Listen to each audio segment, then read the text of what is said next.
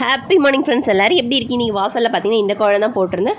மார்னிங்கே வந்து lunch breakfast கடகடன் சமையல் வேலை ஸ்டார்ட் பண்ணியாச்சு.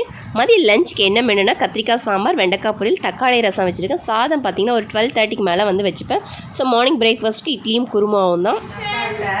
அதுக்குள்ளே அஸ்வின் வந்து ஹாய் சொல்லிட்டு இருந்தான். ஸோ அந்த குருமா எப்படி செய்யலான்னு வாங்க பார்க்கலாம். ஒரு கடாய் வச்சுக்கோங்க, ஆயில் ஊற்றிக்கோங்க. ஆயில் ஹீட் ஆனது கடுகு உளுத்த பருப்பு போட்டு தாளித்து ஒரு பெரிய வெங்காயம் நீட் நீட்டமாக கட் பண்ணிக்கோங்க. கருவேப்பிலை கொத்தமல்லி ஆட் பண்ணிக்கோங்க. வெங்காயம் வதங்கினது பார்த்தீங்கன்னா இஞ்சி பூண்டு பேஸ்ட் ஒரு ஸ்பூன் அளவுக்கு ஆட் பண்ணிக்கோங்க. மூணு மீடியம் சைஸ் தக்காளி எடுத்து அது மிக்சியில் வந்து நான் அரைச்சிருக்கேன். நீங்கள் கட் பண்ணி கூட ஆட் பண்ணிக்கலாம். அப்புறம் மஞ்சள் தூள், வீட்டில் அரைச்ச குழம்பு மிளகாய் தூள் தேவைக்கேற்ற மாதிரி ஆட் பண்ணிக்கோங்க. அப்புறம் கல்லுப்பு ஆட் பண்ணி நல்லா வதக்கட்டும். அதுக்குள்ளே மிக்ஸி ஜார் எடுத்து 1/4 மூடி தேங்காய் எடுத்துக்கோங்க.